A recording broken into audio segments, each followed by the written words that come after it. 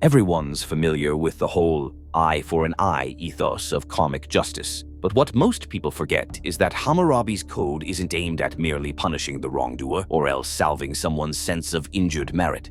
No, the point is to actually set right as one would set a fractured bone, the equilibrium of the original social contract that's been disturbed.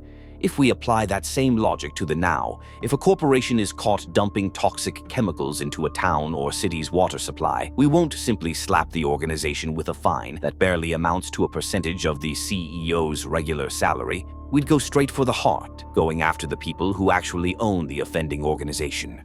Not the executives who are only managing the thing, but the shareholders, specifically the majority shareholders, i.e. the topmost invested people, again, actual people, not groups, whose combined ownership amounts to over 50%. These people, every single one of them, would be called by any and all government agencies who have jurisdiction to answer criminally for the actions of their agents and assets. This way, we reunite actions with consequences, as well as authority with its commensurate responsibility. No more would we allow the rich and powerful to solely extract the value from their competency and influence while delegating all the costs of their inequities and oversights onto others.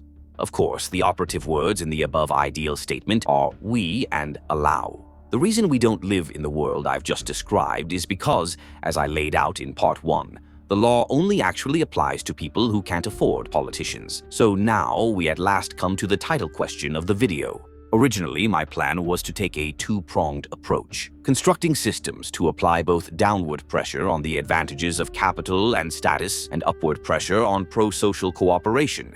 The way I figure it, we don't have to prevent the consolidation of wealth.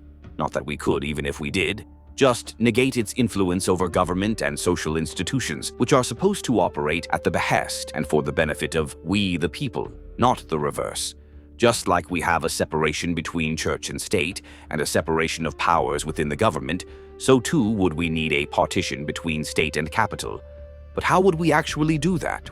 Well, while there's no way to completely abolish the tether between economics and politics, just as how you can't fully rid people of the tendency to worship forces that rule them and venerate those which empower them, which is where religions come from, the most obvious way to begin driving in that wedge would be to treat any form of political campaign contribution as just another form of vote, i.e., one per person per election, and they would be counted just like ballots.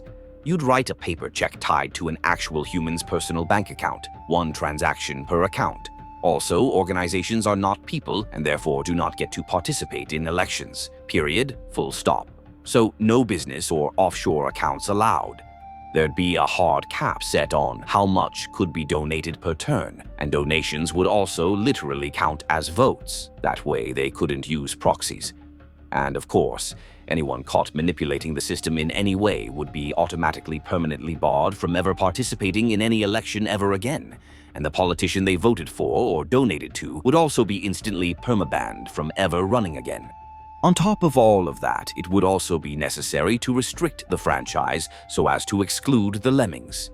Case in point, in 2020, there was a particularly infamous incident in New Hampshire where a self-described transsexual Satanist anarchist won the Republican primary for sheriff, running on the campaign slogan, "Fuck the police."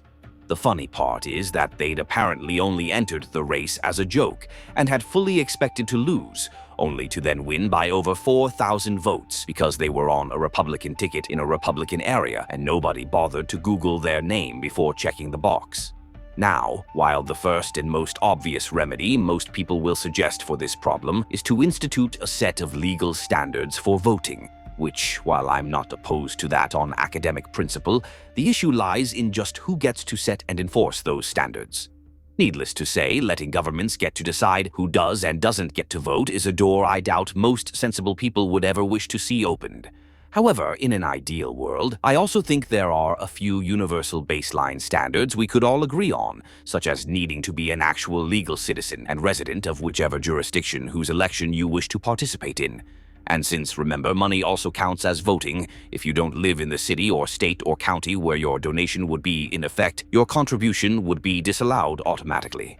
Second, we'd say you'd need to be a net taxpayer and be eligible for the draft.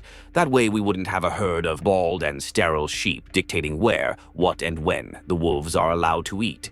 And third, One of the few good ideas I've ever heard come out of Tim Pool's mouth is that of write-in ballots. Meaning, instead of just checking off a box by the name of the person you want to elect, you're just given a piece of paper with blank lines where you'd have to consciously write in the name of your chosen candidate.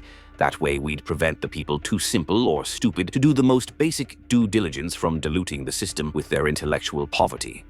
But that's all just to secure the actual election. What about all the corrupt quid pro quo stuff that goes on in the background after election day? That's a bit trickier. But perhaps a system of open-source consumer audits would be in order. Basically, anyone who's ever done any form of business with any company before and has documented proof has the right to request full and prompt transparency from said company in regards to its business practices and finances. Essentially, we'd democratize the auditory process by extending the Freedom of Information Act to private enterprises and entities, not just the government.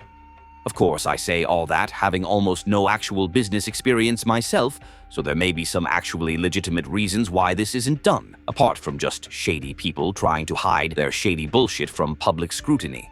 Which leads me nicely into the second of my bull's proverbial horns. Chances are, if you're politically or economically informed at all, when I said pro-social cooperation, you likely had dramatic flashbacks to the magnificent brain fart that was ESG scores and stakeholder capitalism. And you're 100% right to be skeptical. However, I will point out that the reason why ESG and SC failed so completely is because they, in practice, served as obfuscatory vehicles for corporations to hide their anti-market behaviors beneath the blanket of social governance while also conveniently absolving regulators and politicians from actually needing to do their jobs. Basically, it failed because it relied on big business to regulate itself, which had predictable results. But even if that weren't the case, it wouldn't have worked because 90% of investment comes from the same small 10% club that causes the problems in the first place. And this is where all the free market extremists are going to get really mad at me, as was adroitly observed in the book Bullshit Jobs. When 10% of the population controls circa 90% of the wealth, the market's going to respond solely to their input, since the combined weight of everyone else wouldn't even be enough to move the needle.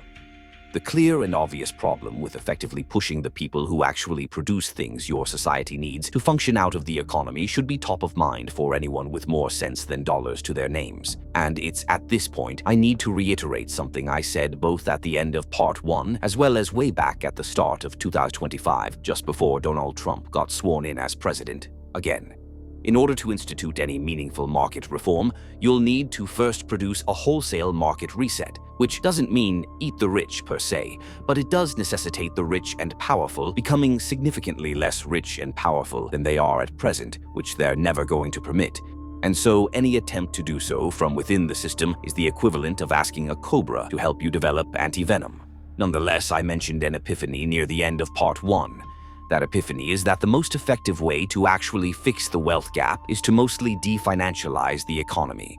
That is, rather than trying to redistribute the money from the top 10% back down to the bottom 90%, we'd simply need to reduce the latter group's dependency on money to only those commodities and services they physically cannot produce or provide for themselves. Anything beyond that could be redistributed to the local community, i.e., friends, family, neighbors, etc. The advantages to this are many. But the chief one that come to mind is that it would, in conjunction with technology making the production of essential goods and services borderline free, finally give us that 15-hour workweek Keynes predicted way back in the 1930s.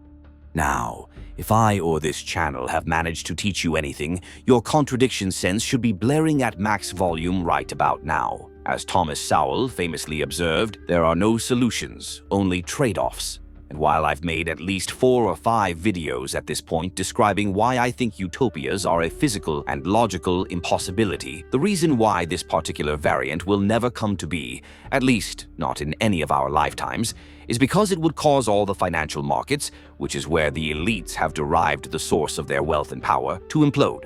Also, having regular people thinking about law, economics, or politics in any way or on any level too deep or profound to fit into 3 or 4 word slogans would utterly ruin their racket, since they couldn't as easily bullshit the rest of us into betting against our own self-interests anymore. As George Carlin put it, they don't want a bunch of well-informed, well-educated people capable of critical thinking. That doesn't help them. It's against their interests.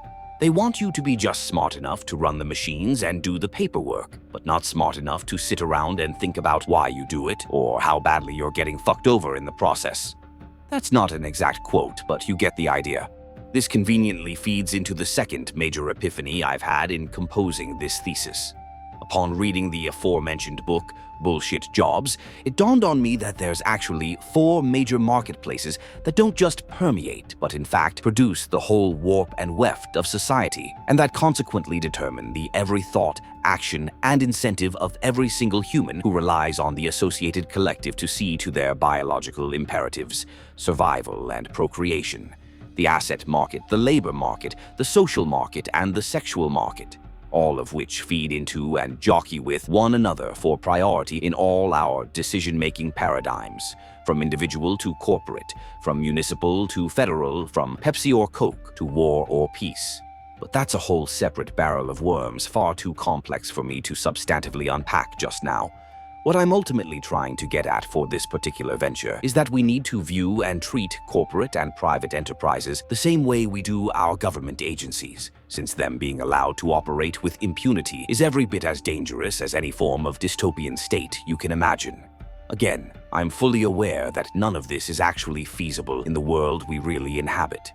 Maybe in another 500 or 1,000 years or so, when the world order's undergone a hard reset by way of a decimated global population. But until or unless that brave new tomorrow decides to come a-knocking some centuries ahead of schedule, leave your own thoughts below. And you all know the rest. Like and subscribe. Links to Patreon, Rumble, Odyssey, X, and Amazon will all be below if you so fancy. And until next time, as always, my friends, stay safe, stay sane, and remember, whenever you endeavor to battle monsters, no matter which of you emerges victorious, the end result will always be a stronger monster. Peace be upon you.